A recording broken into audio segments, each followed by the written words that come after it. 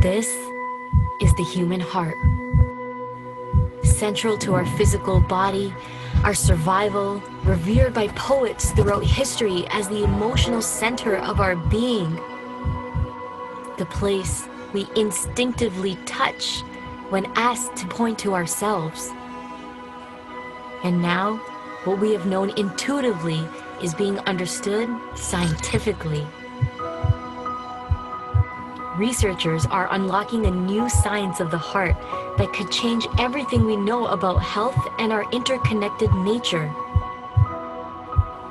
Coherence is a state of balance between heart, mind, and emotions, creating a favorable cascade of neural, hormonal, and biochemical events that benefit the entire body. But this phenomenon not only benefits us personally, it affects everything around us, emitting an electromagnetic field that can be measured up to 3 feet outside of the body. When you are in coherence, your heart resonates at the same frequency as the Earth's magnetic field.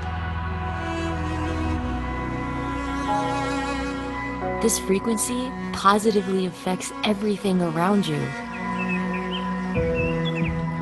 When a group of people are in coherence together, this effect is magnified. Could communities synchronized in coherence lower violence, accelerate cooperation, and global harmony? This is the purpose of the Global Coherence Pulse. If we can measure the impact of thousands of people in coherence at the same time, it could lead to a breakthrough in understanding the full potential of the human heart.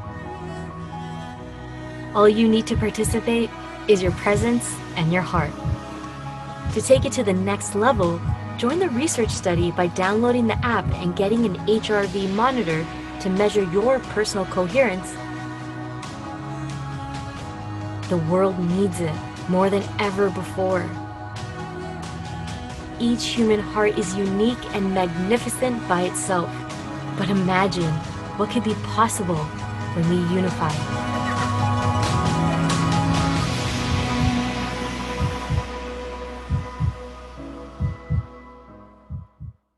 Welcome everyone to the Global Coherence Pulse.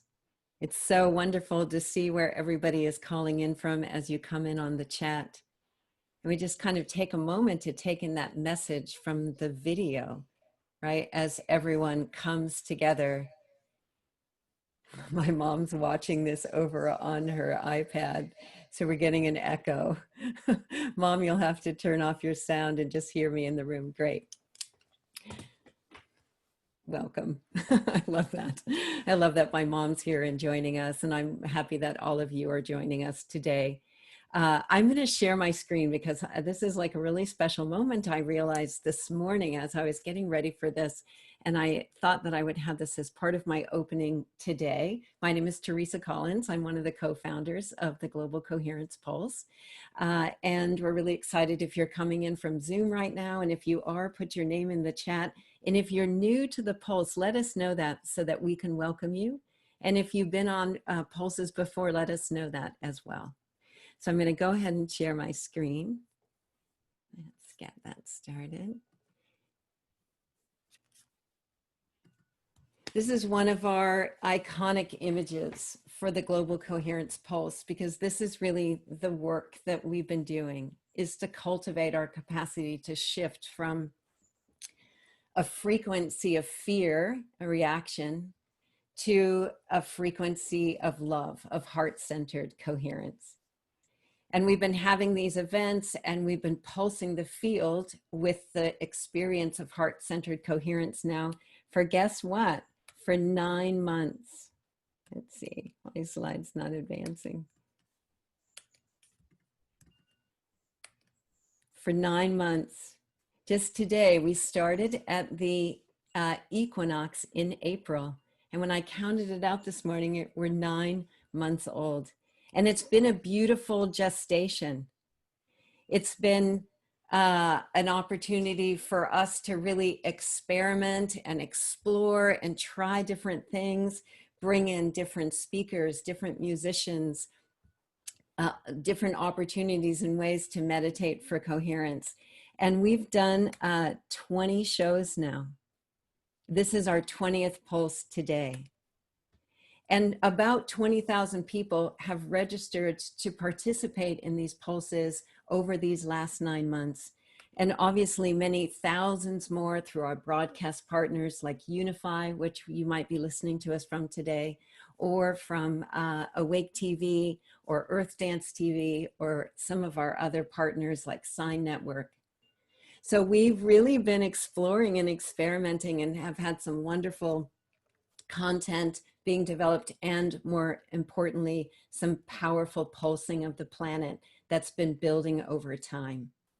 And we're actually going to be creating a library of clips from all of these past sessions over this. It'll be 10 months when we close on the solstice this year, so that we have an extensive library of presentations and meditations and music segments and opportunities for us to really explore some of the rich science that has been presented here, and also some of the ways that we can really embody coherence. So I just wanted to celebrate that. And if you've been on a pulse before with us, I just want to say thank you so much for adding your heart, because we have been building something really precious, and we've really been having an impact.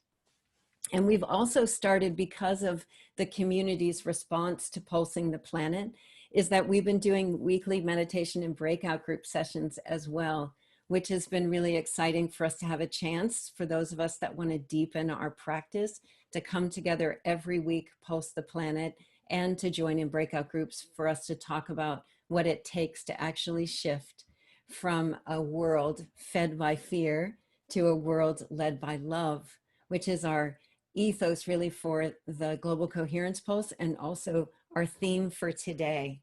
And so this is our 20th show, and I can't think of a better one to celebrate our birth month than this one right here. And I believe that it's going to be a rich and authentic experience and conversation and pulsing of what it really takes for us right now in the heart of our lives, as challenging as they are, to be able to shift from reacting from fear to really choosing in each moment to respond with love. And it is not easy, and we're all finding that, but coming together in experiences like this are helping us to stabilize. And today is going to be a special day for that, I know. And we're also tonight also hosting the global, the Saturday Night Alive event, and carrying this theme from this morning all the way through into the evening. So we hope that you'll come this morning and then stay with us into the evening tonight, and really examine what it takes for us to reimagine our lives and take action towards shifting a world that is fed by fear to a world led by love through our own shift of our own heart.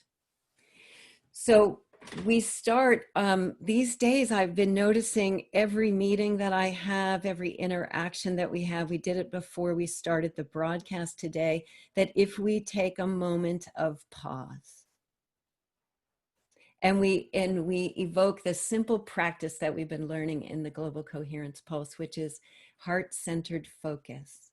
You might just take a moment to put your hand on your heart right now. And then we allow ourselves to become really present right here in the moment, knowing that the quality of our presence has an impact.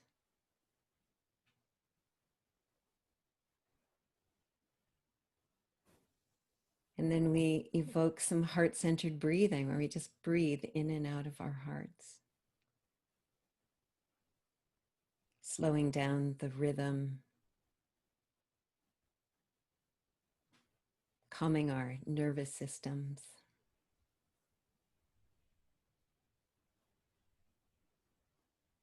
I like to feel the bottom of my feet, which takes me all the way out of my head, connects me with the earth and her rhythms.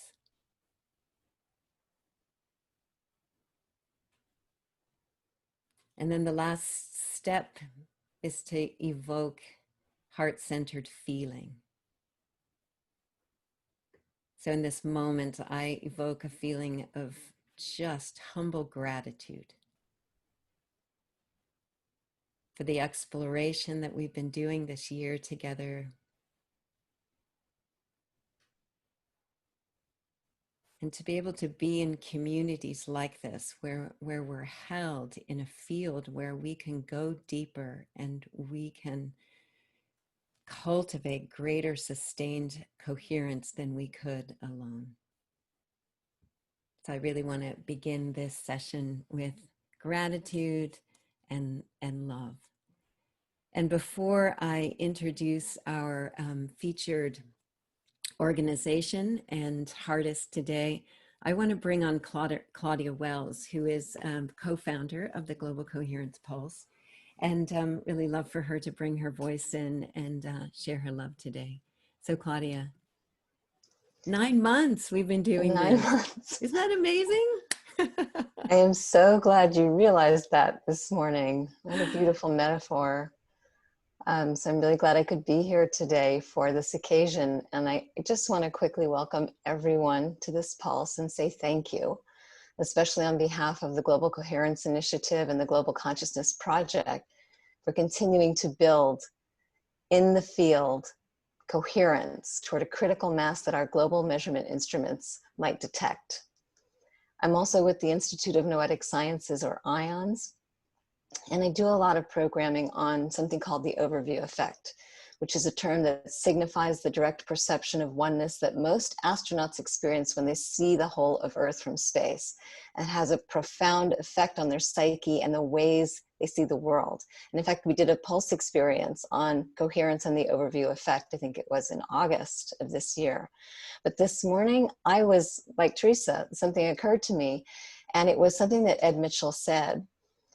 Ed was the founder of IONS and an Apollo 14 astronaut, sixth man to walk on the moon, and the original inspiration for the overview effect. And it was something that he said many years ago to a high-up government official. He was sharing about the profound implications of a new understanding of how our universe works, in which time and space are not what we believe them to be. And he was talking about what that meant for the stories we tell ourselves and about reality. And he said it felt really vulnerable, sticking his neck out the way he was doing and asking these provocative questions that challenged our beliefs about the fundamental nature of reality, who we are and what we're capable of or not. And he knew he was risking being marginalized or being very wrong. But he said to them, what if I'm right?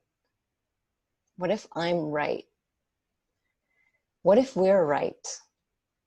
What if we're right that a critical mass of islands of coherence, that a critical mass of love in the form of coherent heart energy, not only can shift us to a truly new shared reality, but is essential to it, and to shifting our beliefs about what it means to be human in this physical world? And what if we're right? So thank you, Teresa. Thanks to our stewards for today's pulse, and thanks to all of you for joining. What if we are right? I think we are right. I think so too. Yes.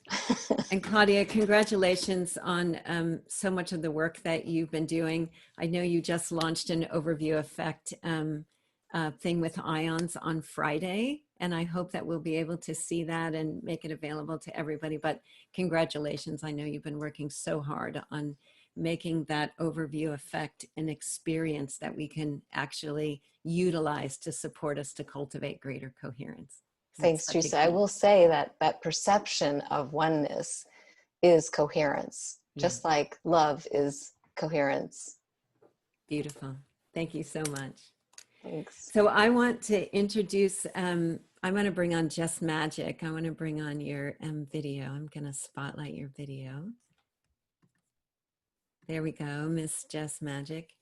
You know, each month we bring on a different featured partner or a thought leader, but mostly we've been bringing on featured partners, organizations who are or communities, initiatives that are really supporting this shift from a world fed by fear to a world led by love. And Jess has been on several times to our pulses before with her soul salons and bringing in some of our heartistry. And this time, Jess is representing an organization called Reimagine the 1%.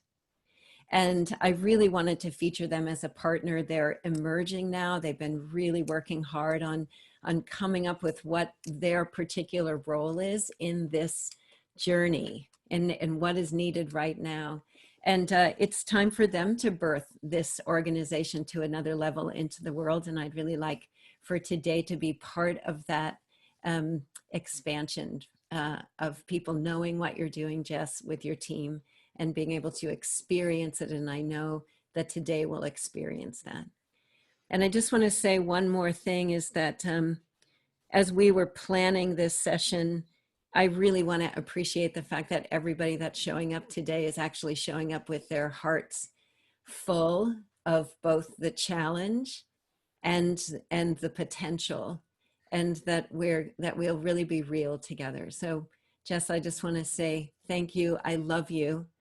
And I really honor the role that you're playing in bringing this story, this new story into the world. Bless you, my sister. Bless you. Thank you. Thank you.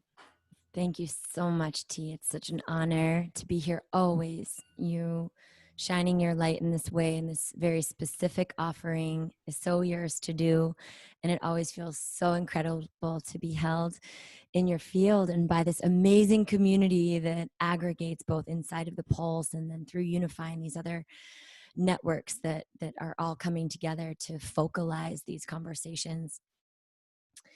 I want to begin actually with something really vulnerable. Yesterday, I had this moment where I just broke down in tears. And I feel it in my system right now. I broke down in tears because I just felt so over this war on love, as I called it. And I know that if you're streaming in here right now, you either know exactly what I'm talking about, or you're like, what do you mean? Love is love. How could there be a war on love? But in my experience of launching and birthing an organization whose mission statement is to steward a shift from a world fed by fear to a world led by love, there's been so much resistance and feedback about love is woo, and you can't have that be your mission statement to create and uplift a world that is led by love, and that's not tangible, and just all the resistance around it. And I just broke down yesterday in this sacred defiance, like unwilling to distort or contort the messages of love in order to be received. And so if you resonate at all, I invite you to ping in that. If you've similarly had a journey at any point in your life of feeling frustrated or dismissed for putting yourself out there on behalf of something that feels maybe lofty or intangible. But to me, love is actually the thing that the desire to be loved, the desire to give our love is actually one of the highest drivers in the human experience.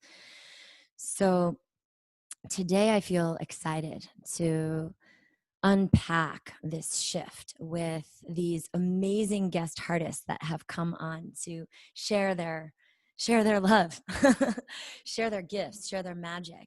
We have Elijah Ray and Tru Osborne and Charles Eisenstein. And to me, these brothers are emissaries of the shift in their different ways. Tru is somebody that I call the minister of soul, and he and I have been working together to erect these non-dogmatic, non-denominational places where people can reconnect to their spirit, reconnect to their soul in a space that is devoid of divisiveness. And then we have Elijah Ray, who I call him one of the greatest sound masters of our time. But this is a man who truly knows what it is to be an instrument. Be an instrument of the divine, be an instrument of the universe, be an instrument of love and healing through his voice and through the technology that he has fully invoked, invested in, and fully realized in his being through his voice. So he's going to be one of our first artists to share. And then Charles Eisenstein, who will be, we're going to reimagine the word keynote. He's going to really be, like, to me, Charles is an emissary of the new story in so many ways. He's written at least 5 books. He can correct me on that, maybe 7, on that serve as guideposts for humanity on how we can actually steward this shift, how we can reimagine our economic system, how we can reimagine our food system, how we can reimagine our relationship to ourselves and to all of life so that we can fully participate in this shift. And so as we endeavor into this conversation, I invite you to start to feel what your journey has been like. What has your journey been like in terms of how have you been affected by the stories of fear that we've been told and sold? How has that affected your life or affected the people that you love? How have you participated in that story? How have you perpetuated that story? And let's have a opportunity to be from this place of heart-centered coherence where we can be safe in our vessels.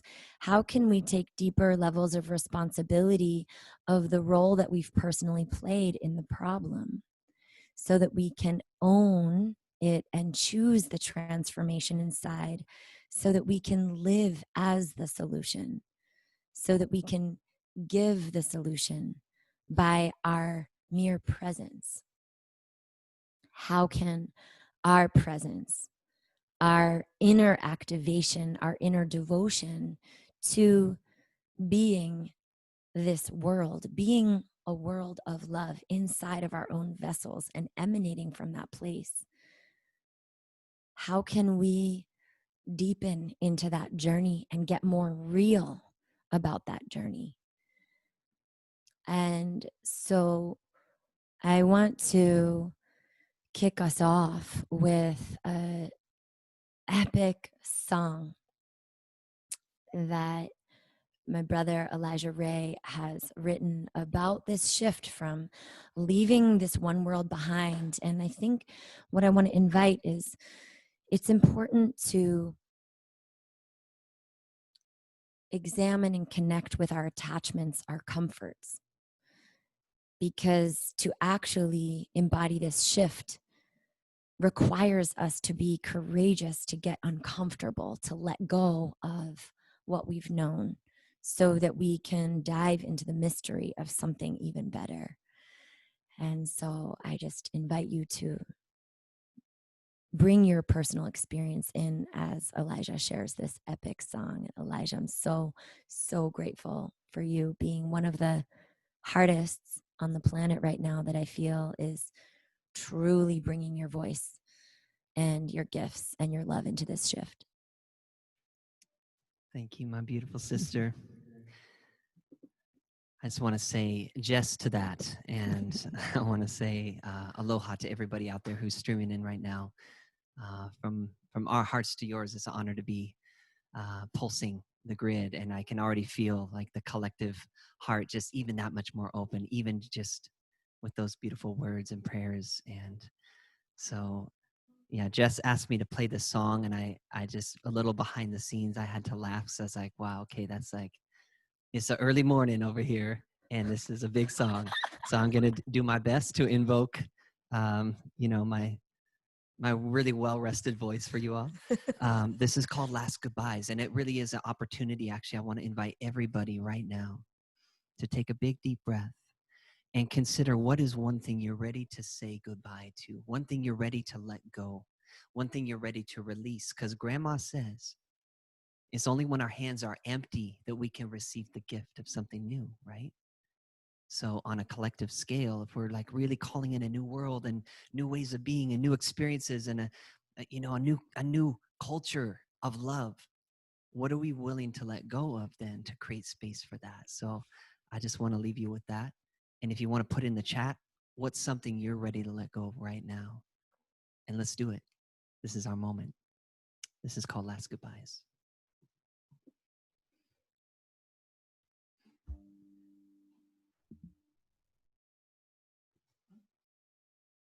Except for my guitar is not working.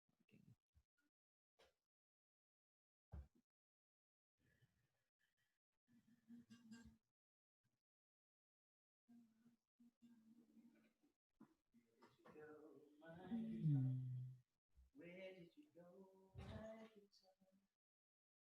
Where did you go?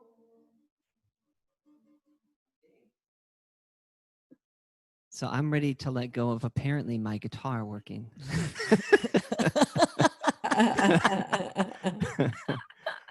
so I here's did what say we're let gonna go do. of all attachments. So here's what we're gonna do. I didn't mean your cable. We're gonna actually create a brand new version of this right here, like this.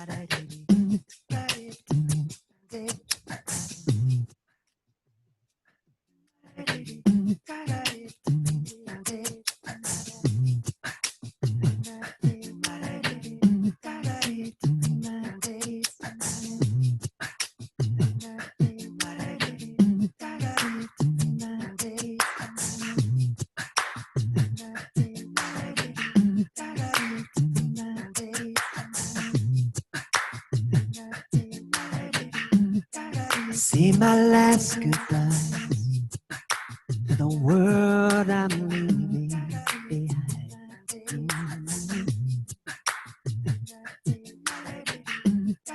Sing a lullaby to ease my weary mind, yeah.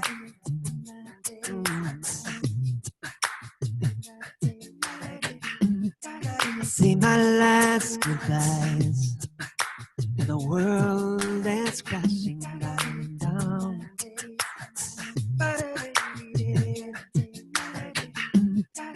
Now I'm ready to fly for feet on the ground, yeah.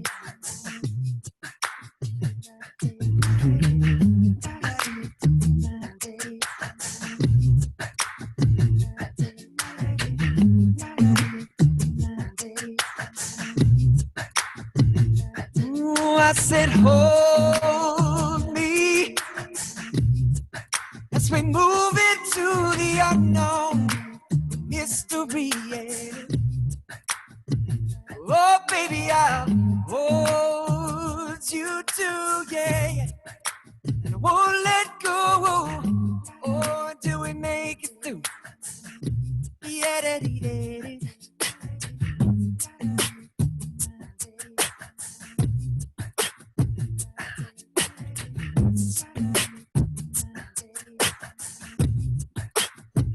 Till we make it through. Yeah. Till we make it through. Can somebody sing this? Till we make it through. Till we make it through. Till we make it through. Till we make it through.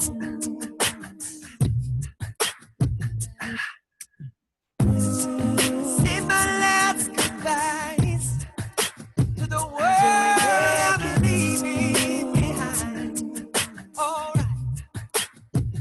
till we make it. Sing along the night. It's how we remind. Oh yeah. Ooh. Say my last goodbyes to the world that's crashing down, down, down, down. Yeah, yeah, this song. Now I'm ready to fly.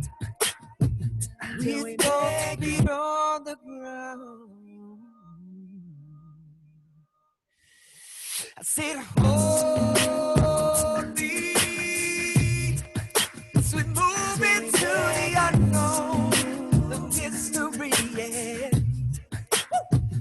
Oh, baby, I'll hold you too, yes, I will. And I won't let go until we make it through. Woo!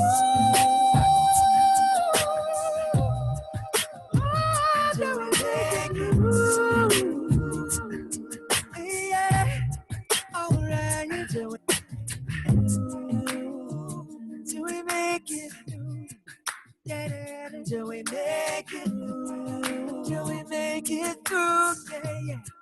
Till we make it, till we make it through, yeah, yeah. Till we make it, till we make it through, yeah, yeah. Till we make it, till we make it through, yeah, yeah. Till we make it, till we make it through, yeah, yeah. Till we make it. I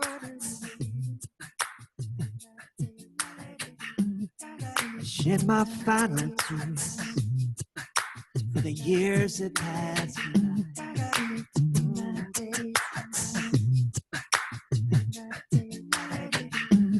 But I hold no regrets, no, no. 'Cause you can bet I've lived my life. Oh, just let go of your fear and embrace the end of time tonight.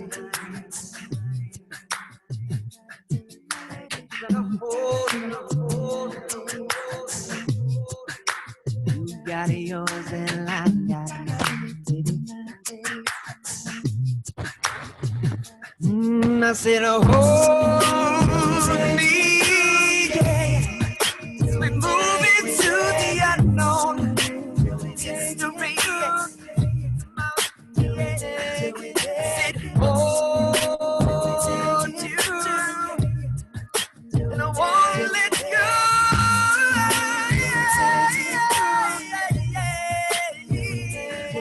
I said, hold me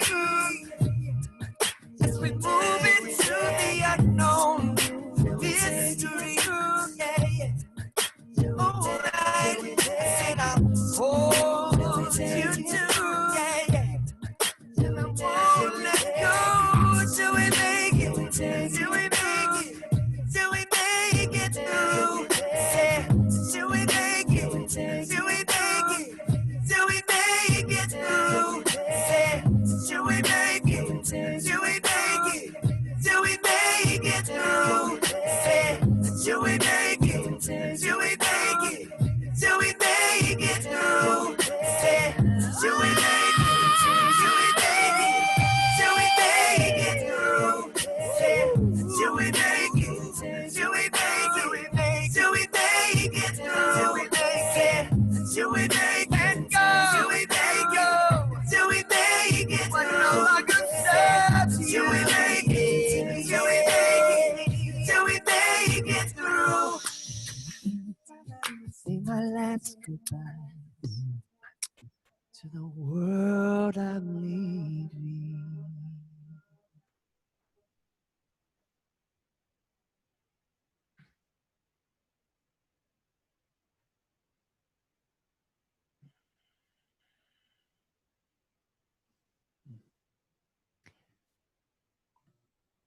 Thank you, family. Mm.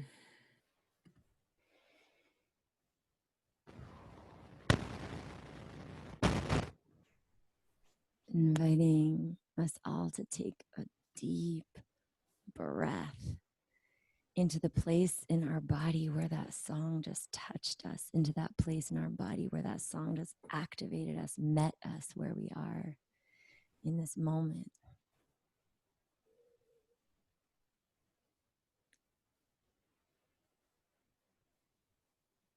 Part of this day, this pulse, is about reimagining and empowering our participation.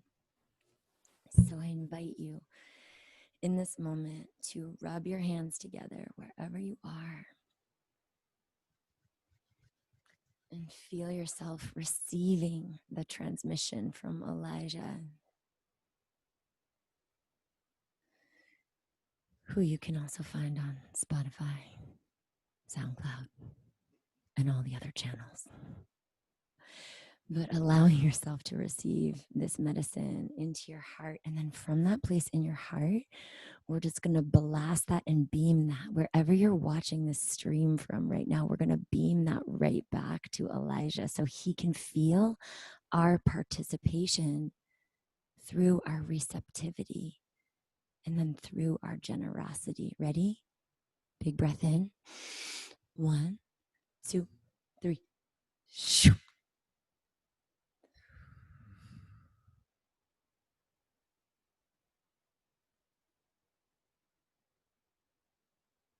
He's a very sensitive being, and even though he's here on Kauai right now, I know he can feel your love Deeply blasts felt, you all. and Thank you. we have a very global, this is a very global audience right now, which I'm so stoked about, because when I see where you all are coming in from and streaming from, it makes me feel like your attention and your presence is actually wrapping the globe right now. Like right now, when we focalize on one message like that, then we actually are giving this valuable gift of our attention.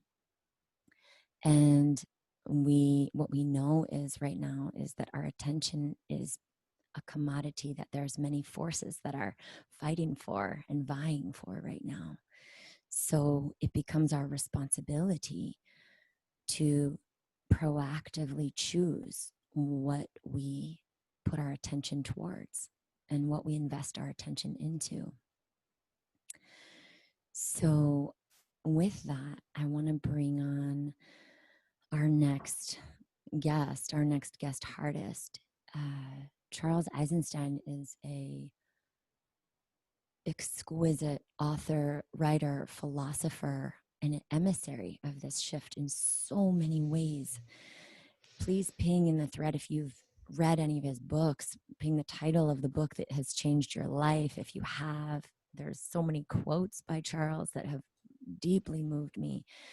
And one quote that is really alive for me, Charles, that I want to just plant the seed of in case you feel to unpack it at all in your share, is this quote on, we have to believe a new story is possible in order to serve it. And I might have butchered that a little bit. Yes, no, we have to believe in a more beautiful world in order to serve it. So I want to just bring that in. What's the role, Charles, of story? You speak a lot about new story and reimagining, and I want to just ping into story for a moment, because I think you have some really valuable wisdom in that department. Well, thank you, Jess. It's really good to be with you again here. Virtually with. Yeah, I'm very touched by the whole concept of a global coherence pulse. And for a moment, I was feeling kind of some pressure, like, okay, if we're going to be all coherent in a love vibration so that we can ripple it out into the world. Well, like right now in this moment, I'm not feeling that happy or that loving or that joyful. So am I going to like ruin the vibe by being here and introduce a note of discord and incoherence into the into the vibe, but I thought about that. Okay, I'm going to try to be really positive, even though I'm not feeling it. But in that case, what vibe am I really putting out? It's the vibe of insincerity. So where I went to is I'm just going to, show up honestly where I am right now. And when I let go of trying to be positive, I actually started feeling a lot more positive. I guess giving myself a little bit of love, actually, like where my worth in my own eyes doesn't depend on achieving some state, some emotion, some positive emotional state, and that kind of gentle self-acceptance, that love, actually does become part of the global coherence pulse. And I wanted to share that simply because um, a lot of people are going through a lot of ups and downs these days. And it's not because you are a deficient person, a lesser sort of person, unlike the magical, sparkly Jess Magic, who, you know, yeah, like she steps onto the stage, she steps into her gift, and in those moments she is angelic. But that doesn't mean that she doesn't have other moments where she's in tears and, feeling petty maybe, and dark and tight and mean, and so we're all, yeah, we're all in this, in the same boat here. And so I wanted to say that, just so if you have moments like that too, then we're here for you.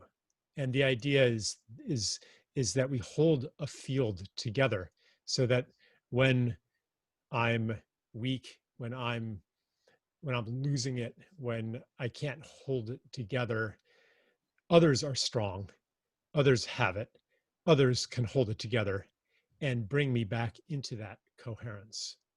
And this, on one level, it operates kind of magically, like on in some mysterious way, everything pulses out into the world. And it also operates in very mundane ways. If somebody reaches out to me in one of those moments of despair, or when I can reach out to somebody when I'm feeling vibrant and happy. So it's also very mundane. So Jess, you asked me about, you quoted, yeah, to serve a new story, to serve a more beautiful world, we have to believe in it. We have to know that there's something to serve. Otherwise, it becomes just dogma and idealism. And how do we then know? Like, how do we see it? How can we believe in something if we can't see it? And how do we see it?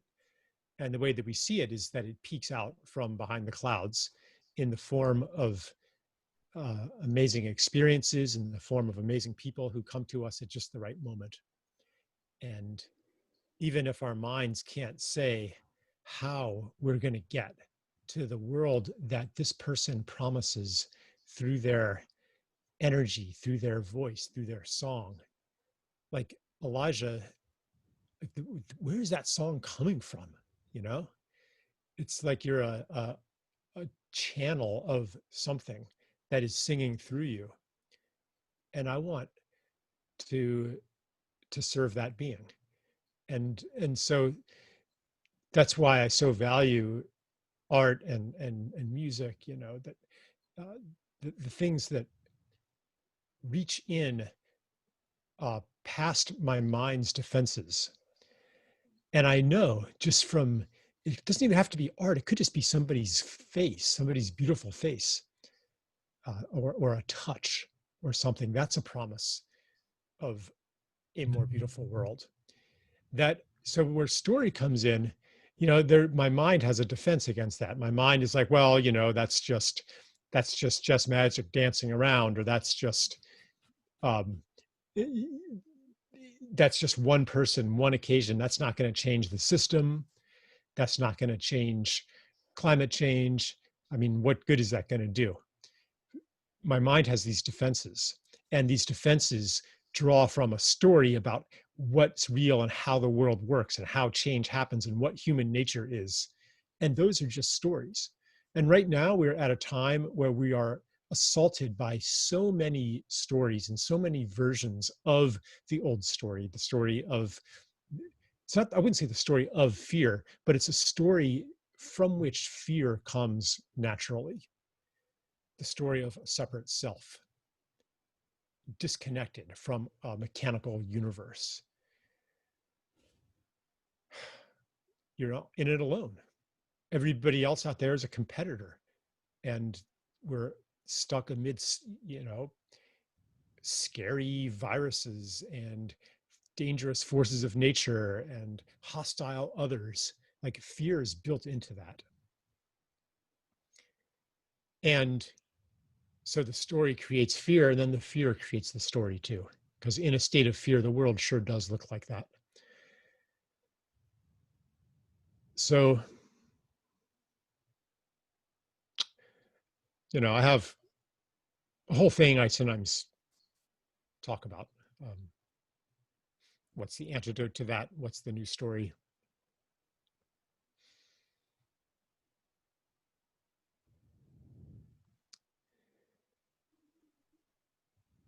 Right now, what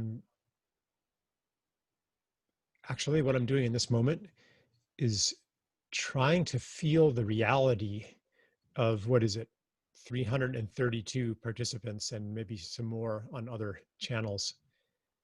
The reality, because like my physical reality here is a computer screen, my own picture, hi, and now there's a hammer and sickle, and there's Jess up there in another little box. Like, my universe right now, from the physical sensory level, has shrunk to a face in a square and an electronic device. This is a real trial for us, a real ordeal, actually, where we have to rely on something else even to know that we are together. Because we do not have at this moment gatherings. Like, the feeling of going to a concert and there's a magic in the air. Like, there's a pulse, there's a coherence. And it's like there's a build up to it, and then you step into this other place and all these other people are gathered, and your heart is 3 feet away from other hearts. And so that coherence builds.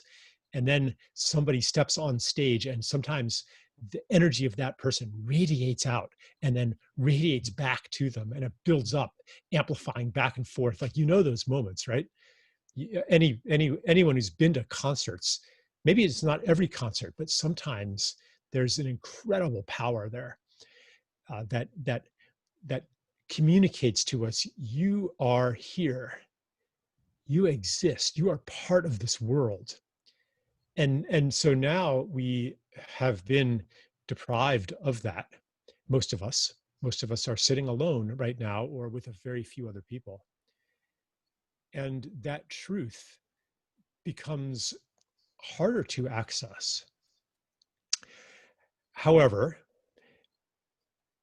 adversity is the bearer of new strength. It's like, so if we develop the muscles of coherence and of feeling the radical truth of our belonging and our connection in these circumstances, we will emerge from it all the more powerful and all the more coherent. It's like suppose you make a New Year's resolution to not yell at your kids anymore, or not yell at your partner anymore, or whatever harmful thing that you're doing. You want to stop doing it, and in that moment you're so full of this earnest desire to be a better person, and then it's put to the test. But you're feeling pretty positive, and you're able to stay calm, stay peaceful, and it's put to the test again, and you stay peaceful, but because you're feeling pretty good. But then one day you wake up on the wrong side of bed, you have a headache, everything's going wrong with your work, and like you're just really not very well resourced. And then the provocation comes. And that's the hardest moment to hold peace. And if you can, in that moment, that sets a new precedent for, like, it builds that muscle. It creates a template for peace in the future, and you become more powerful by being, it's like even any kind of exercise, you push your body to the extreme and you become stronger. So here we are together being pushed to kind of an extreme of isolation, of separation. And this isn't to say, therefore, let's stay this way, because we can do it, because we can feel connected even without touch and without gathering. But it is to, on the one hand, develop even greater power of connection to each other, even like when we are limited by digital technology, when we are separated, when we can only interact through Zoom. Even then, we can reach out with our attention and sense the reality and the humanity of everybody else on this call, everybody else listening. It seems almost theoretical. Looking at this screen, I do not see you. I do not hear you. I cannot hear your breath. I cannot feel your warmth. The electromagnetic vibrations of your heart do not reach me. Yet, when I really tune in, I can still sense you. And is that my imagination? Or am I accessing faculties that maybe wouldn't be necessary if we were together in person? And I'm not saying that these faculties are a substitute for being together in person, and we can look forward to lives forever mediated by screens.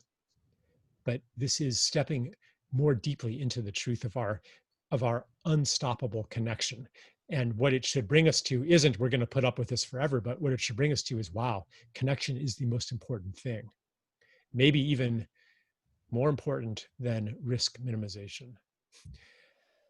Not to say that safety is not important too, but how are we going to navigate into the future if we do not have a clear vision of what is important and what life is meant to be? So,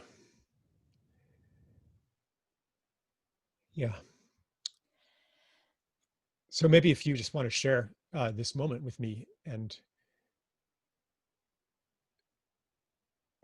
notice that whisper of connection, and notice, like, without trying to decide if it's your imagination or not, feel the other people who are hearing my voice right now and having this as a common experience. Like, feel them.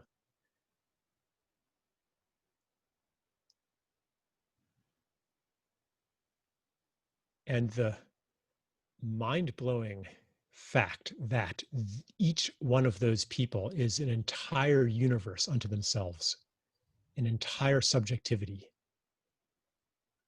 a full human being.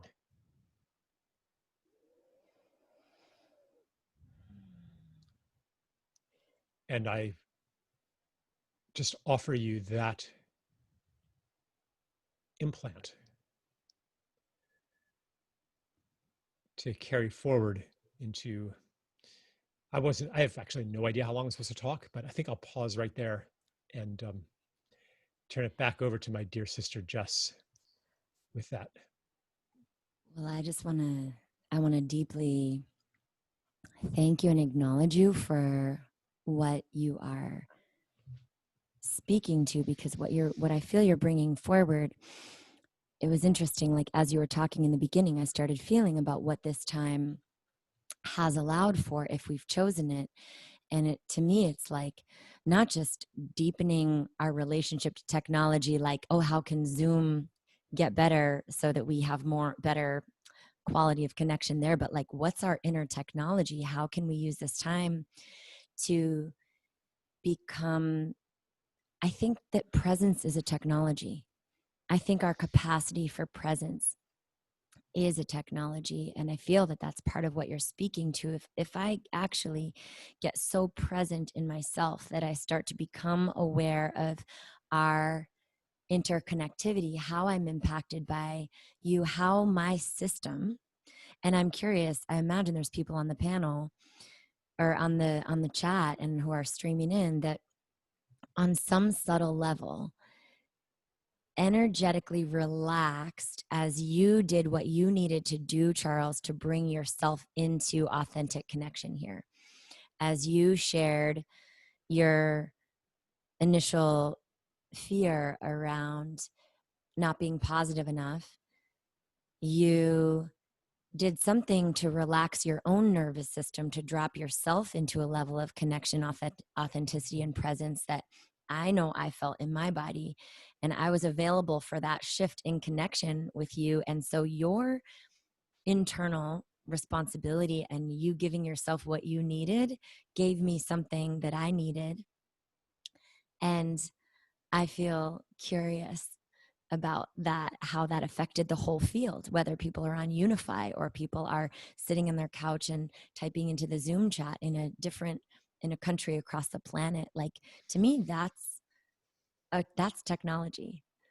That's a visceral example of our interconnectivity and how when we do something to become more real, more grounded, more present, more authentic, and then others around us are present enough to feel that in the subtle realm. That, and I know this is another thing that you bring in a lot of your writings, Charles, of like that even every small choice we make has some kind of a cosmic significance. And I just want to bring reverence to that notion, and how when we slow down, we actually can feel the subtle shifts that happen every time somebody becomes more present, more real, more connected. So I really want to thank you for that share from its start to its finish.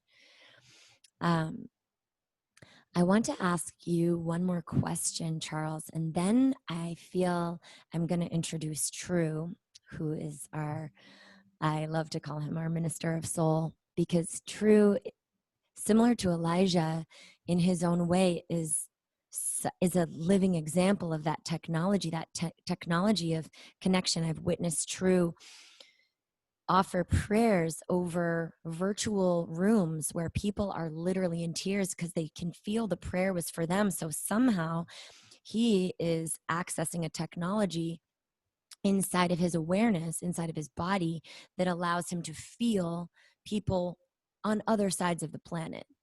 And so I think he's another living example of that.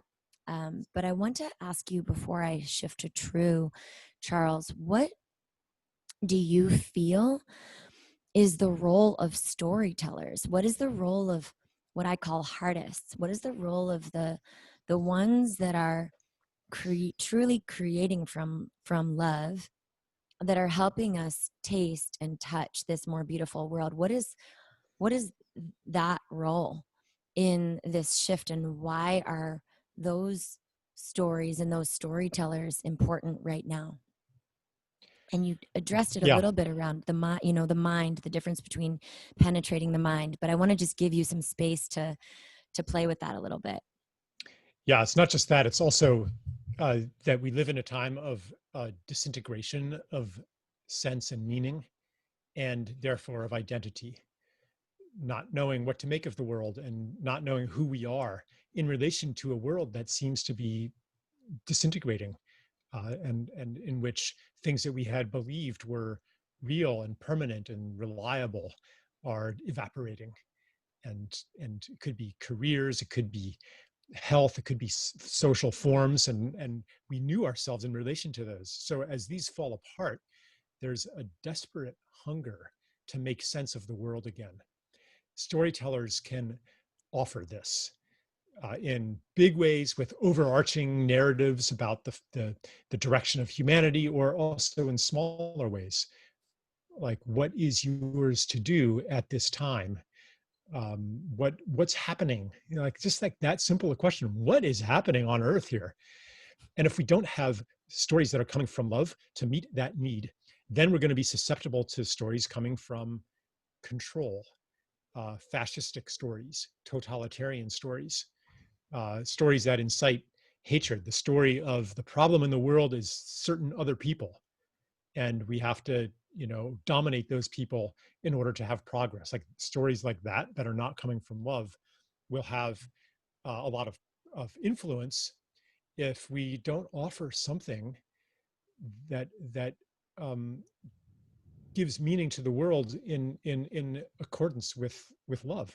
So um, yeah, I'm talking about kind of big picture stories here, but even like, you know, the kind of story you might tell a child uh, at bedtime, or you know, fictional stories or the stories of our daily lives. These also partake in one or another of the overarching world defining stories. Um, and yeah, people are so much more receptive to stories than they are to logical, like the kind of thing I do, you know, like, oh, let me tell you how it is, you know, the expert with the evidence and stuff. I mean, that's actually a form of storytelling too, but there's a lot more resistance to that. Um, like even a story of, you know, I just recently interviewed this woman, Fritzi Horstman, who does work. It's called the Compassion Prison Project, and like uh, brings men in prisons into this circle of no shame, and they tell their stories, and like you can't listen to their stories without feeling compassion, and without shifting your understanding. If you thought that the reason for crime is evil people like Hollywood depicts and not trauma, like if that's what you thought, you cannot watch these men and hold on to that belief. You don't need someone to cite statistics or anything like that. All you have to do is truly hear this soul speaking to you. That's the power of story. And it can be deployed in alignment with building a world led by love. Yes. There's one of my favorite quotes says, there's no one that you can't learn to love once you've heard their story. And what you just shared made me think of that quote. As I think that we are wired for connection. We're wired to be in relationship. And so when we bring forward the art of story, I feel like it has the power to lead us into a place of true connection. And you spoke to this, and we kind of started with this, and this is one of the questions I wanted to have people percolate on, but then the question is, what then is our responsibility in which stories we give our attention to, and which stories we perpetuate, which stories we press, when we see them, we read them, and we press share on. And the other question I want to just let percolate for people today is, what do we want to feel as we receive these stories, as we choose these stories? What do we want to feel? When we get present enough to notice what we're feeling as we're consuming the stories that we're consuming, or consuming our own energy as we tell the stories we're telling ourselves, whether they're in our mind or whether they're coming out of our words. What happens when we start paying attention to how those stories make us feel, and what's our responsibility in that, in terms of shifting this world at a subtle level? So I want to plant that seed, and we're going to be hearing again from Charles and from Elijah, and it feels really right and true to introduce my brother Tru Osborne at this moment. Tru, the context I want to offer for Tru is actually in the realm of spirit. and the technology of connecting into spirit. When I was 5, I was invited to go to a Martin Luther King service with a friend of mine and his African Methodist church. And when I heard the gospel choir sing, I had heard about this thing called God, but I didn't know what it was. And when this choir sang, I was like, oh, that's God. When they're talking about God, that's what it is, this feeling. It was a direct experience, not a concept for me. And Tru has this capacity. He's grown up in the music of gospel. He's grown up in church. He's grown up actually cultivating and understanding and allowing himself to be and exist with a technology of connection inside of him. And so, you know, as Charles was talking about the difference between, like, how do we feel connected when we feel reduced to a screen? I feel that Tru brings forward this complete living proof that connection beyond our circumstances is real. And so, Tru, I want to invite you into a prayer, into a song, into a share, whatever is pulsing through you, to introduce yourself to this field in the realm of this type of technology, as the living story that you are.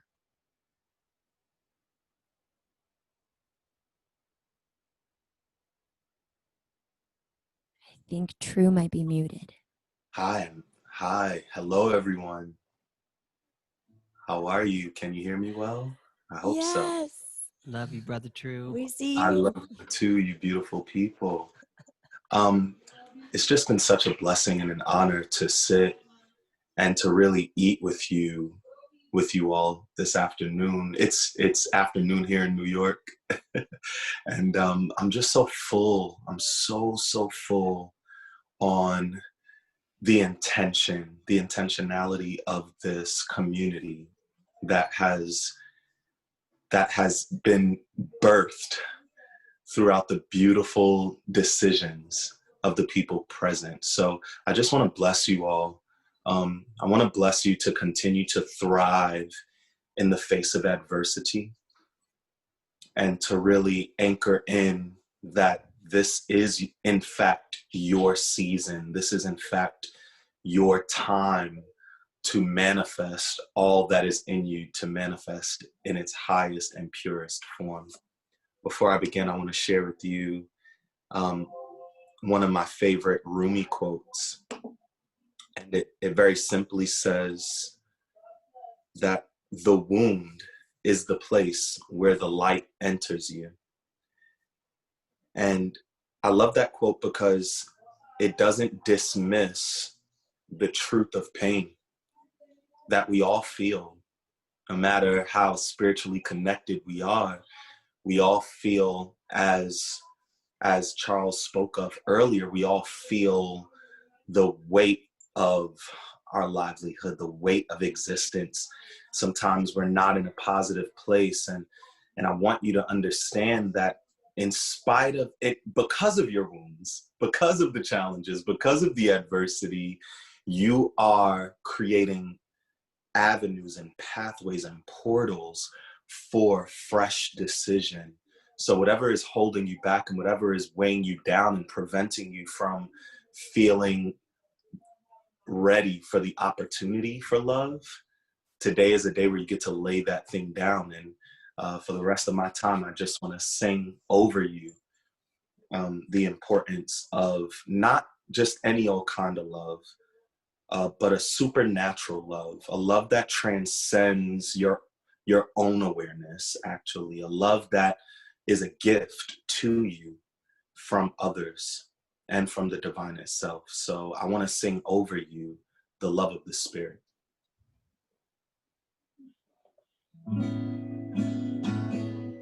And I invite you to just think about it for a minute.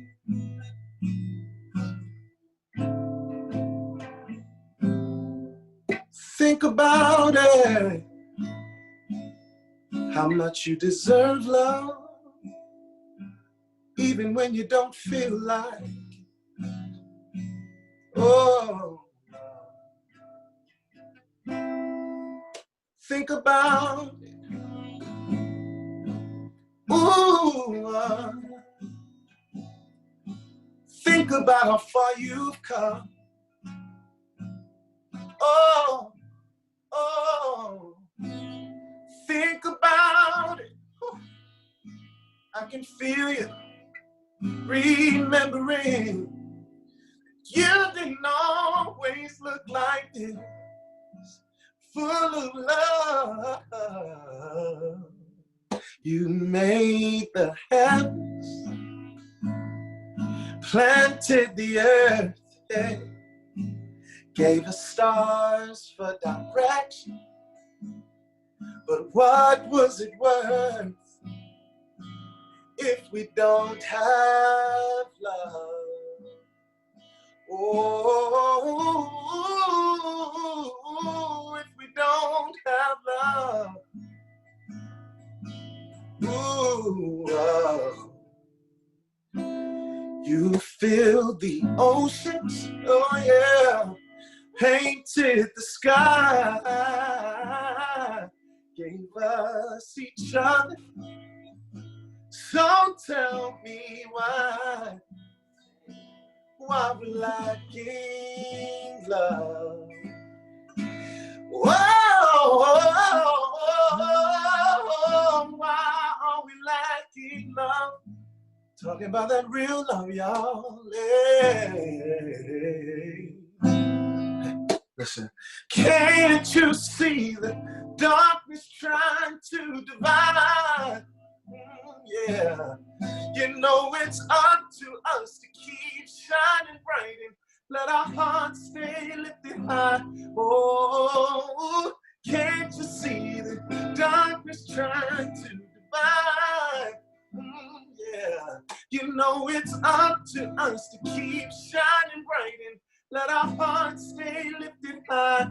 Time to, oh yeah, you can prophesy or speak in the tongues of man, oh, but if you don't have compassion, how will they understand that we were made from love? Oh, we were made from love. Oh yeah. Oh, can't you see the darkness trying to divide? Yeah. You know it's up to us to keep shining bright and let our hearts stay lifted high. Oh, can't you see the darkness trying to divide? You know it's up to us to keep shining bright and let our hearts stay lifted high. Time to spread more love.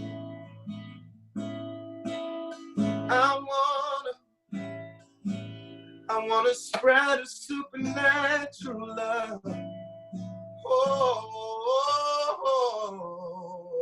I wanna spread a real love. I call hearing love. Oh, hey, hey, hey. Oh, you gotta give yourself permission. Oh, to look past all the things that's been holding you back from being your best self, from being your true self. You gotta give yourself permission. Oh,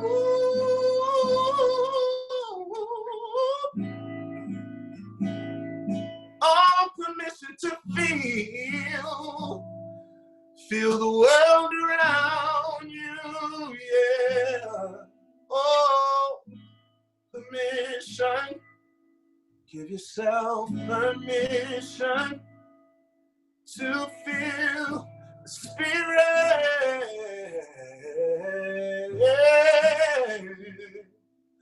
moving in your heart.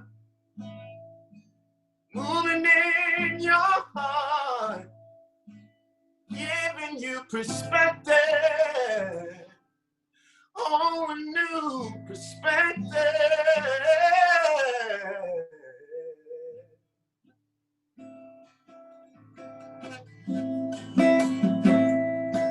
New perspective.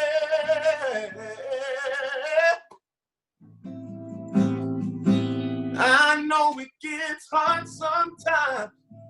Oh, yeah. Hard to understand, yeah. How to move past it, how to move away from fear, yeah. You don't have to live bound to fear anymore. You can let go more than ever before. 'Cause you're not alone. No, no, we're together. We're together. We're together. We're together. We're together. Oh, we're together, yeah. Can't you see the darkness trying to divide? Oh, you know it's up to us to keep shining bright and let our hearts stay lifted high. Oh, can't you see the darkness inside us trying to divide? Yeah. You know it's up to us to keep shining bright and let our hearts stay lifted high. Time to spread more love.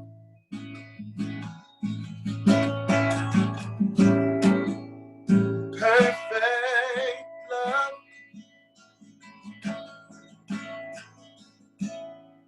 Supernatural love. It's time to spread your love. Oh, oh.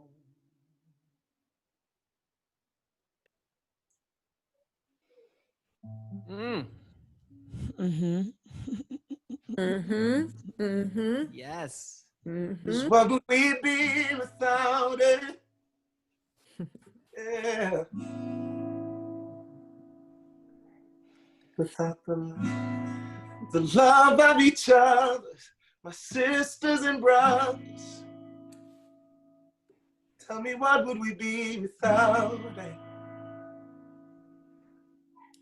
God knows I don't want to spend a day without the love of the beautiful people on this beautiful Coherence Pulse, without the love of Jess Magic, Elijah Ray, and Charles Eisenstein, and all of you who are literally creating a unified and glorious pulse. You know, I thought it was beautiful that the very definition of coherence is not just having a unified pulse or having a system of unification, but it's actually about being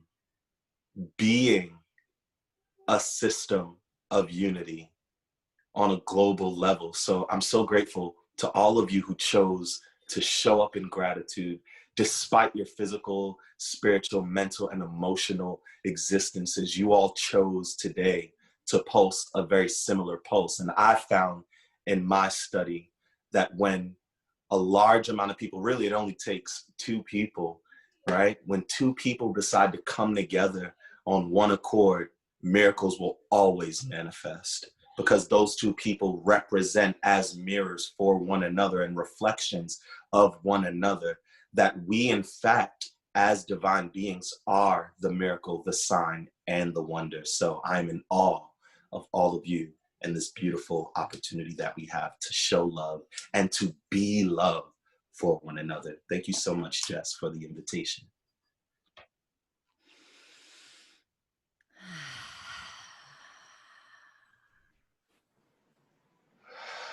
Love you, Tru. I love you too. Mama T, Uh-huh. the global Mama T, giving birth to a new a new awareness, a fresh awareness, a fresh, thriving awareness of who we all get to be. Love you, Tru. Mama Tree. She looks like Mama Tree right now. Oh yeah. Hey, Jess, how about if we move into a little meditation? I think you and Elijah were doing that. I know there's some people like just ready to take what has just been kind of like dropped in with such beautiful nectar and really just start to spread it out. Like you said, it's ready for us to pulse our love. Yeah. Indeed, indeed. Yes, we're feeling that readiness for sure. And just before we do that, I want to just do one beam to our brother Tru, just in the spirit of participation, empowered participation, placing our attention, our receptive attention. So it's a multi-directional experience, the gift of attention as we're receiving that which we are communing with. So I'd like us to do another rub of the hands so you can feel the heat of your body. So you feel the element of fire and you feel the element of air as your breath. You feel the element of water as the tongue inside your mouth. You feel the element of earth as your body, and you cultivate all of those elementals together in this blast that we'll give Tru to bless him for blessing us. Take a big breath in. 1, 2, 3.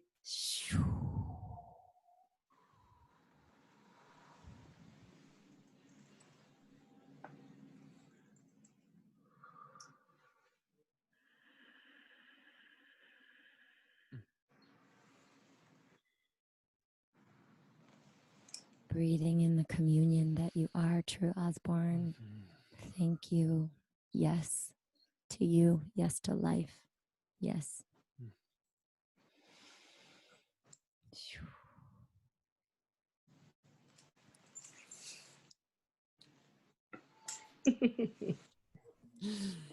Yay. So the invitation during this meditation, it's going to be minimal words from me and maximal resonance. But the invitation is to receive as Elijah starts laying this track down, as he starts feeling the field. Feel yourself. Feel yourself so that you can amplify yourself in the field so that Elijah and I can feel you as the field so that we can reflect you through our words and tones.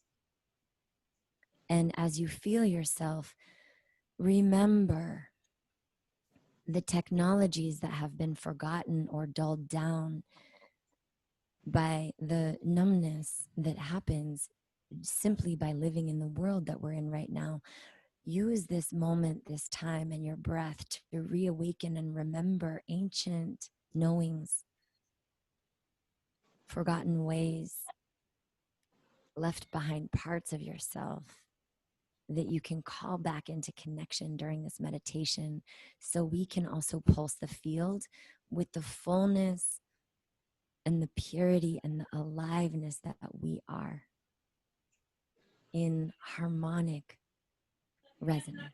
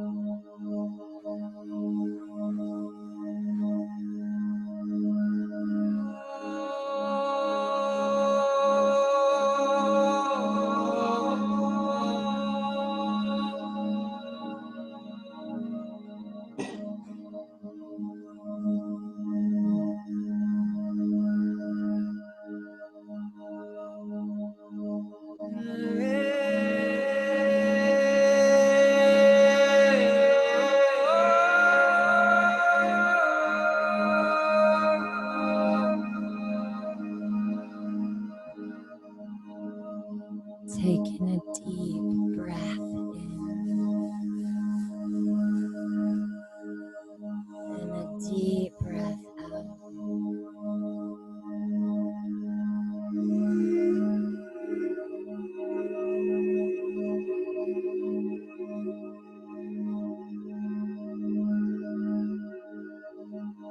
Allowing your breath to activate your cellular memory.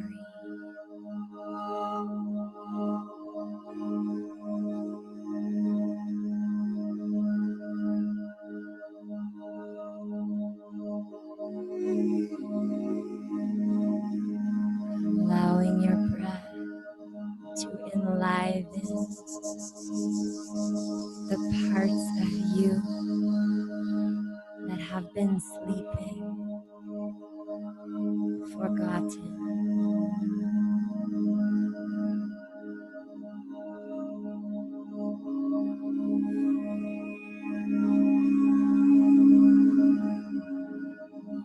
Using your breath to remember.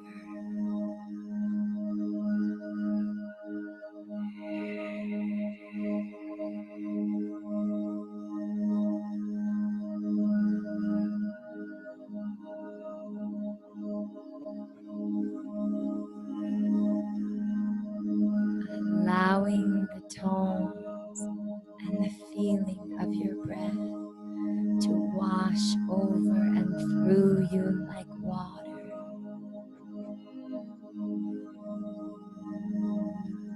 Like rain,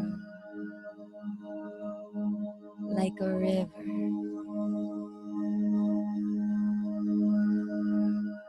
cleansing, purifying,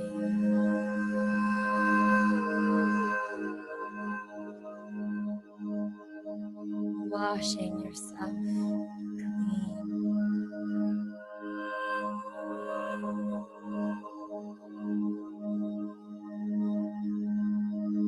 Feeling your breath like wind, gently coursing through your body.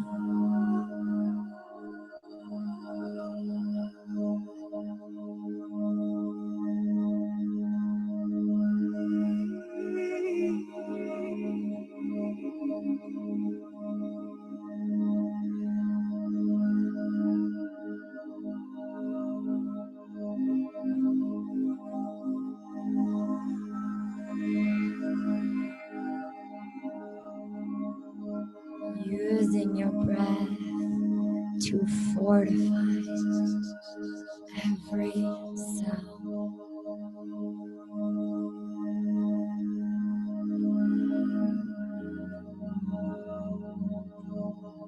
Allowing yourself to feel full.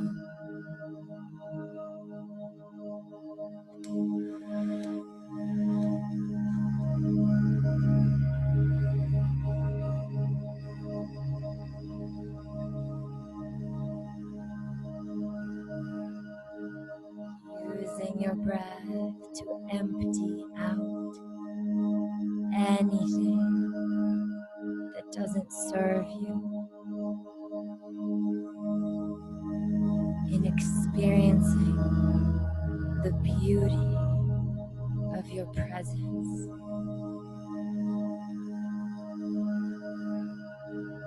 The worthiness of your existence. The value of your inherent nature.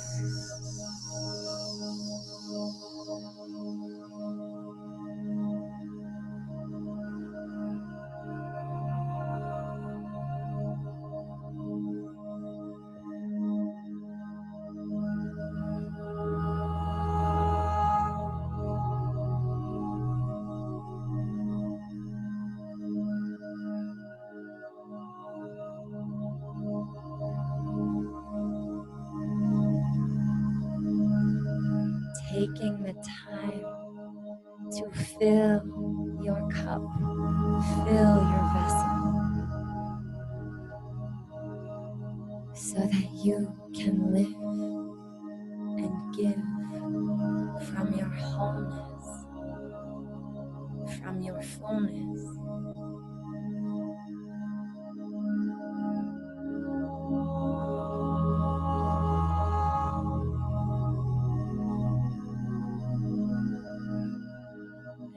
And emanate as an emissary, full, whole, complete,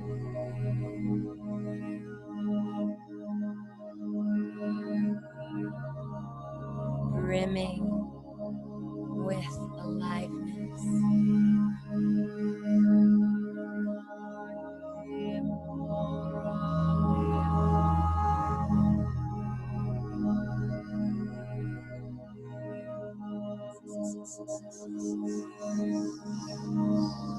Available to receive,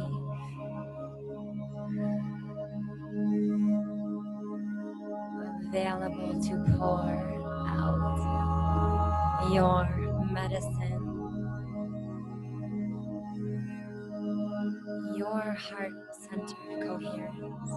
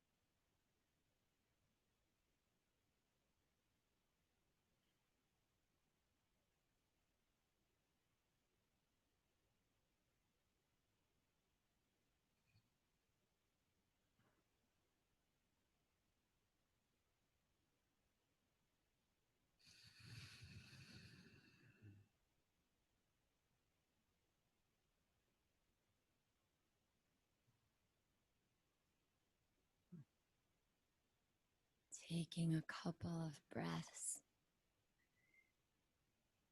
in connection with your body, maybe putting your hands somewhere on your body and thanking your body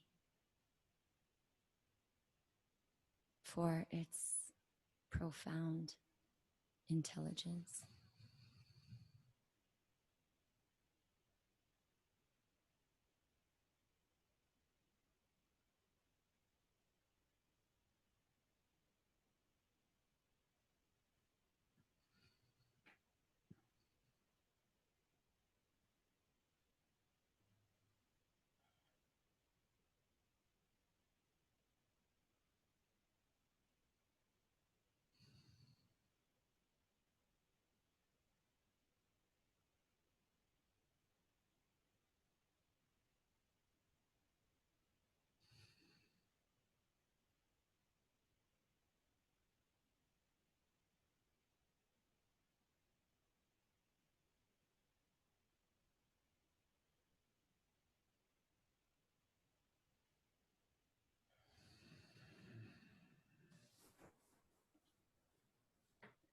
That was so beautiful.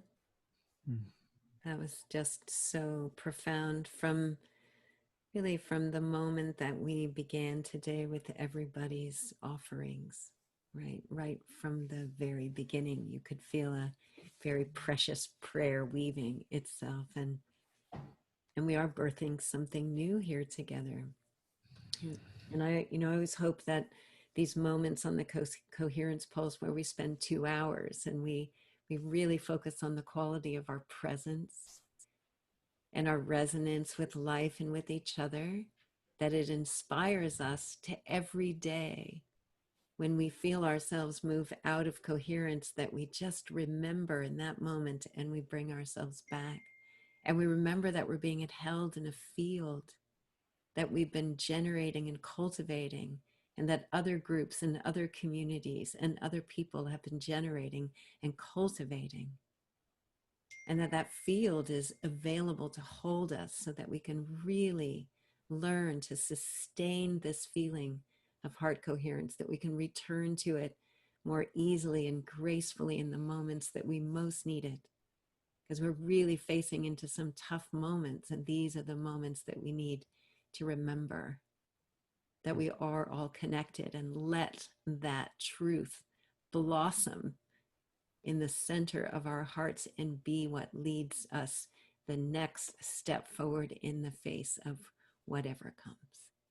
And really, each of you, for me, you live that, right? Every day you're choosing to align your organizations, your initiatives, your music, your words, your walk with that shift constantly in mind. And that's inspiring for all of us. And I know that the people who've been coming on the Pulse calls are doing the same. I see it in the breakout groups, and I feel it in the field. We're choosing it, and we're choosing in the midst of some of the most challenging moments of our lives. And that's when we really get to build that muscle, as Charles said. So Jess, I want to bring it back to you. I know you wanted to hear from Charles. Maybe there's a reflection. And also, this is a time where I'd like us to learn a little bit more about Reimagine the 1%. There's a lot of energy from this field of heartistry going into creating an organization and an impulse and a way for heartistry to get supported, that's really ready to blossom.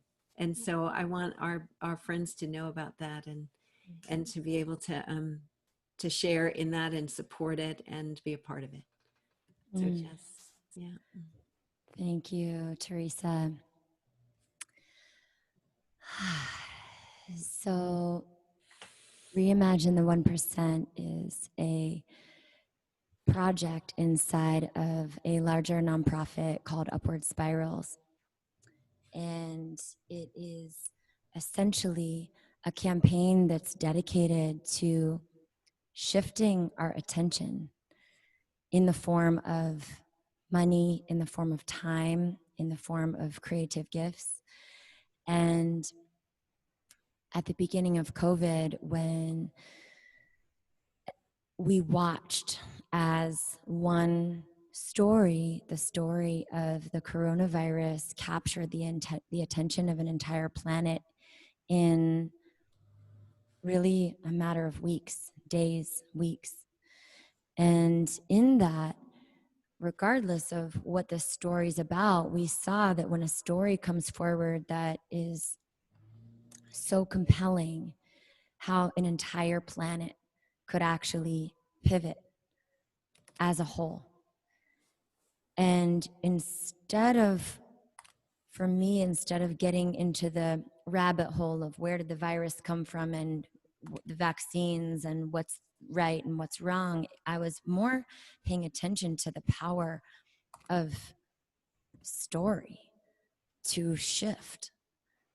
And this name, Reimagine the 1%, came from this place of watching and tracking as so many people I experienced as feeling disempowered in the power distribution, and started looking at what if we reimagined what we call the 1%, or what many of us realize is more like 0.001%. What if we started to reclaim that and recognize that we're responsible for where we place our resources and our attention, and what would happen if each one of us reallocated or allocated 1% of our income, or 1% of our net worth, or 1% of our week, which is 100 minutes, into stories and transformational programs and initiatives and projects and people that were truly reimagining our world and uplifting solutions that could create, as Charles says, the more beautiful world our hearts know is possible.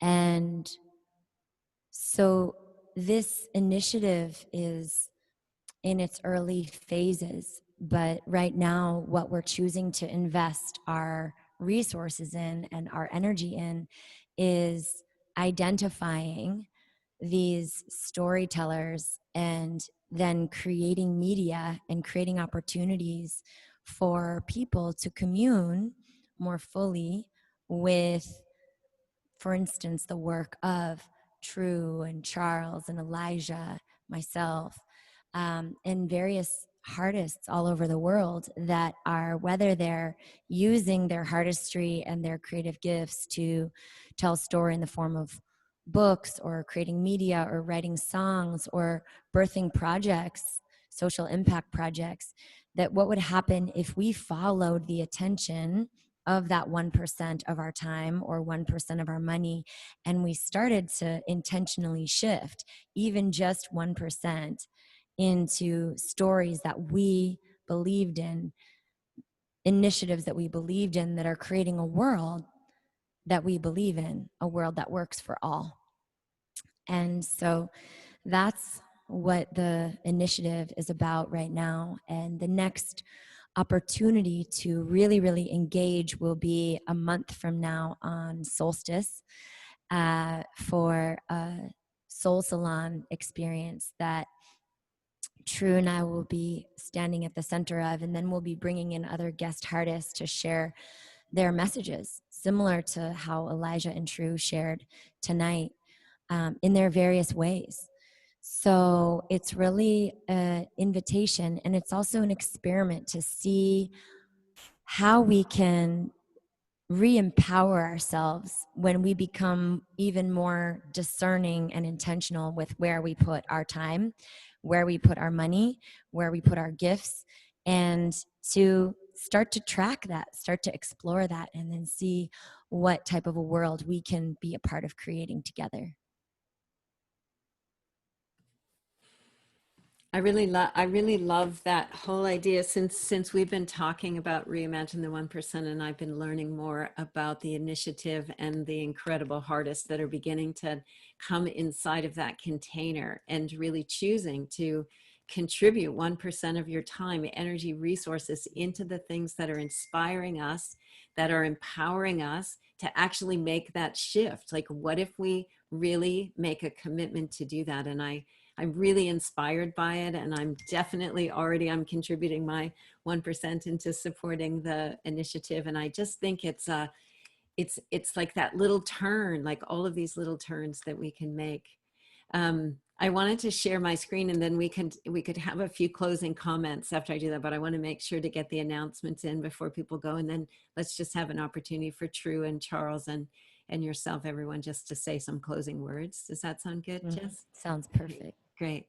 So I've been putting some links in the chat, but I also want to say Jess and Tru are offering a course right now. I wouldn't even say it's a course. It's kind of like a month-long immersion called Root to Rise, and I put that into the chat.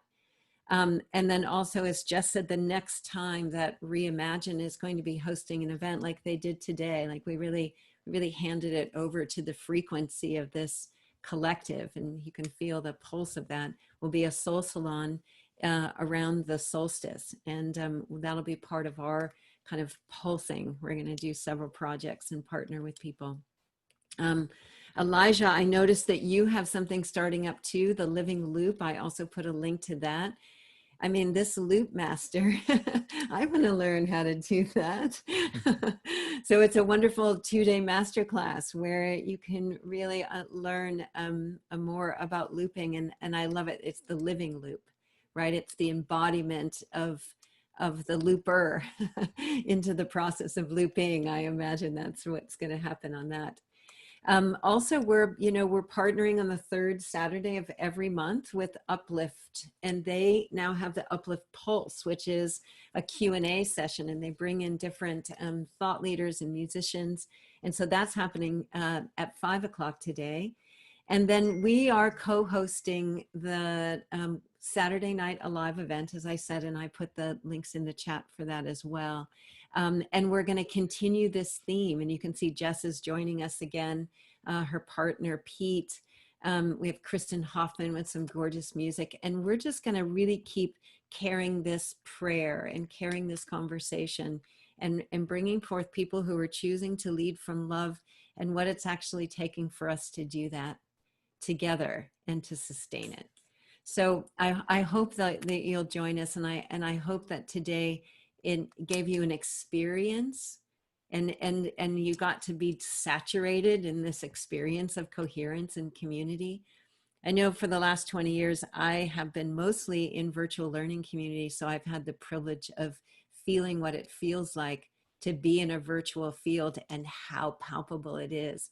And I'm really excited that all this year, as we moved from in-person to virtual, that we're starting to experience that and to deepen that sensing, because it's an important one.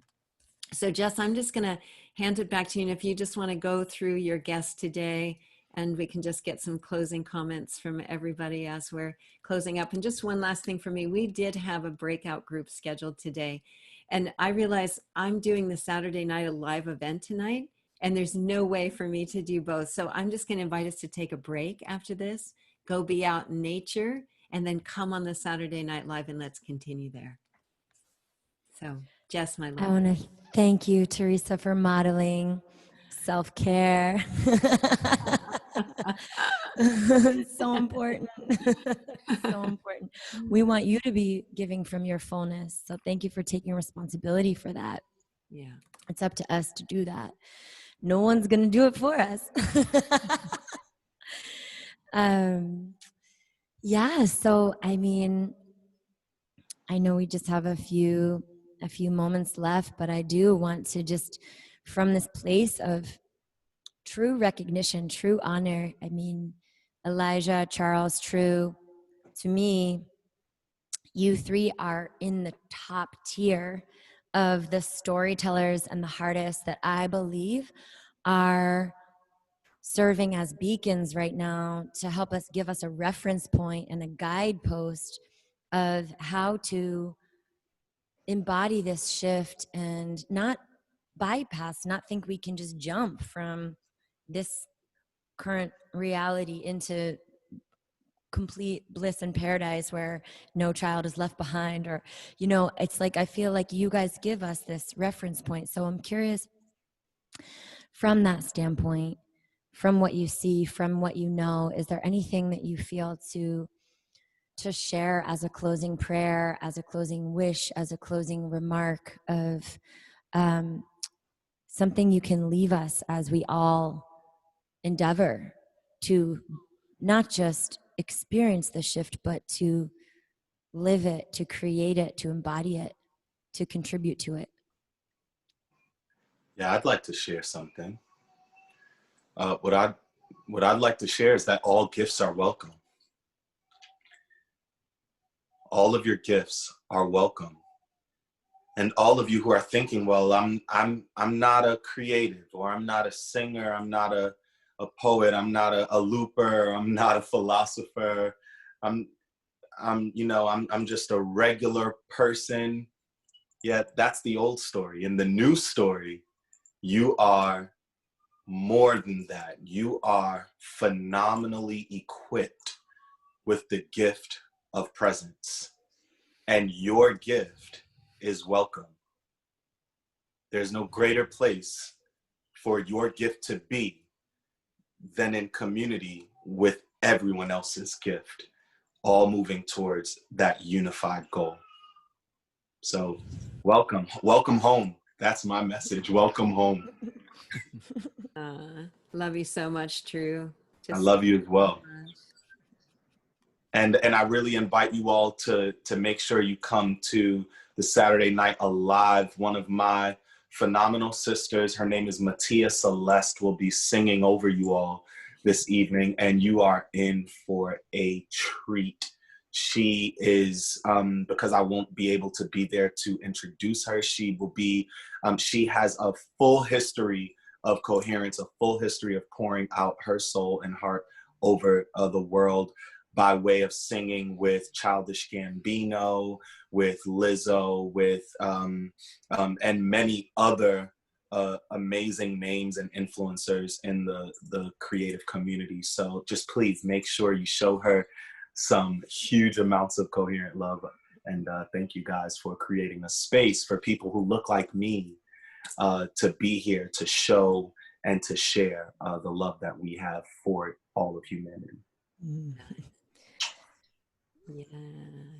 You look like love to me, Tru. Yeah. Oh yeah. Oh yeah.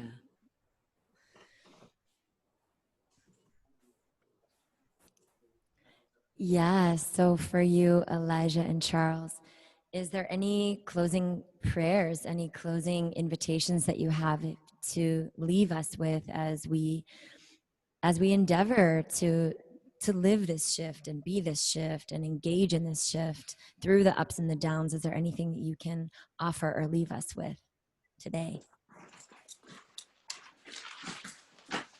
I can say just a little tiny bit that I just was thinking about your concept of reimagining the 1%.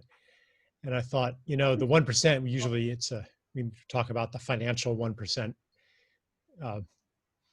But are those actually the top 1% of joy, of happiness, of love, of fulfillment, or even of impact on the world? Maybe not. And maybe the image of the 1%, like an elite or the affluent, the rich in what? Like maybe the category of the 1% is, as we reimagine it, is available in other ways, not having to do with money.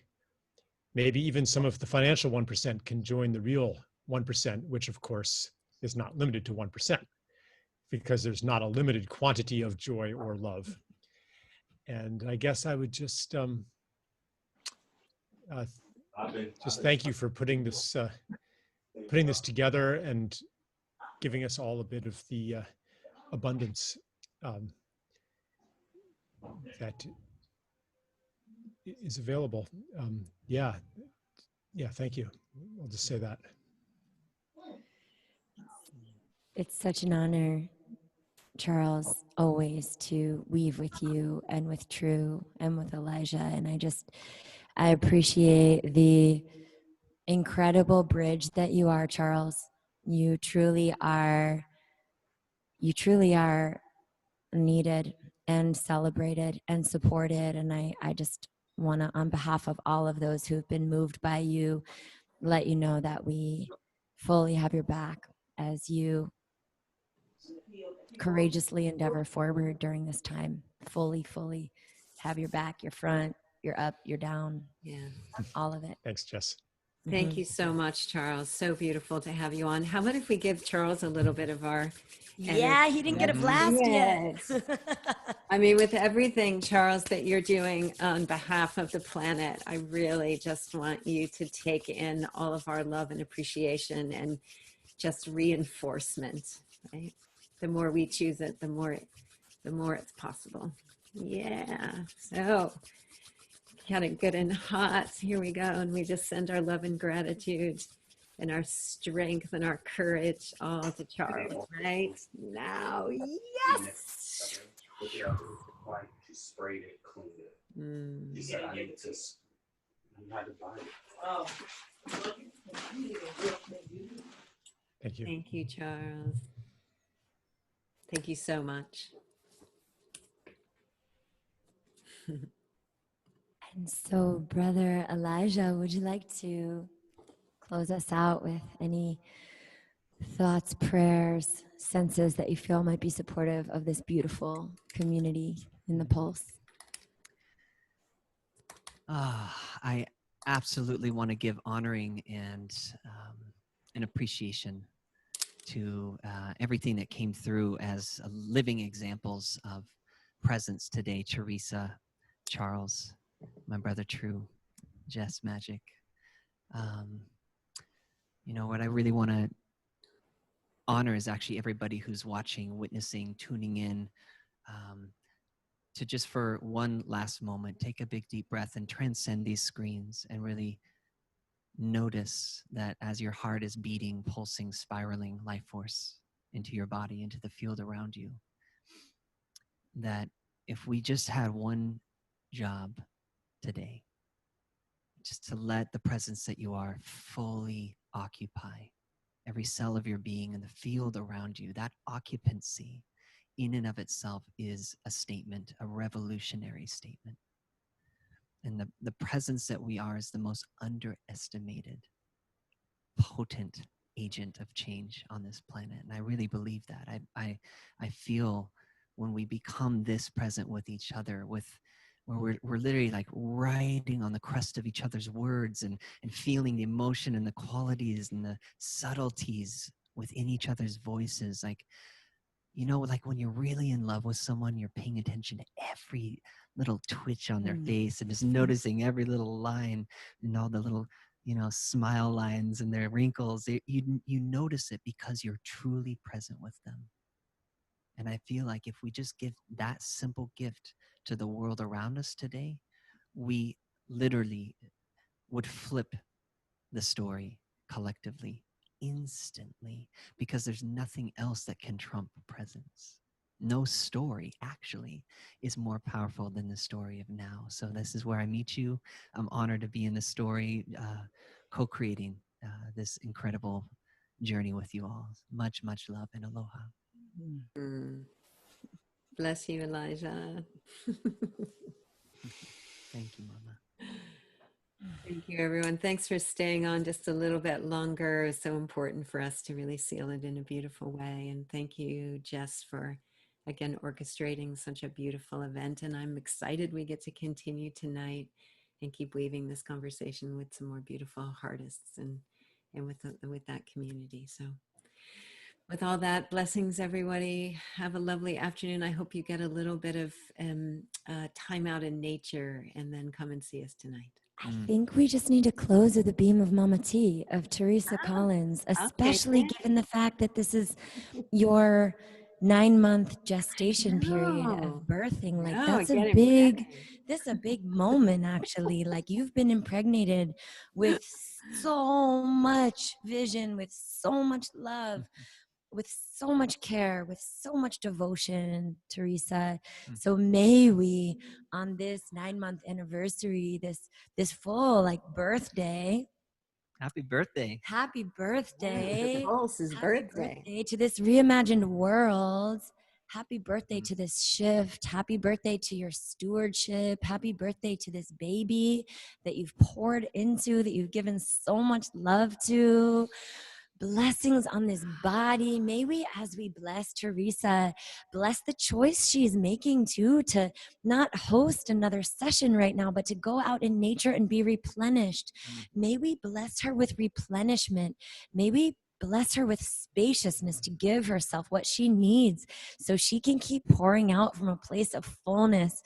May we just honor her so much for all the love she's given us, all the gifts, all the blessings. Oh, yeah.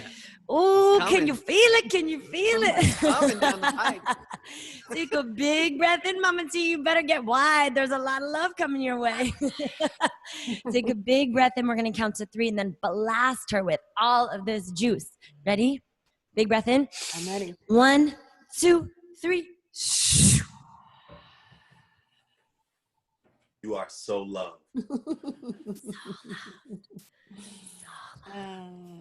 So cherished. We appreciate you. Thank you. Love you. Love you all so much. We're doing it together. Oh, All right, see you at 6 o'clock tonight. See you soon, fam. See you soon. Love you all. Aloha.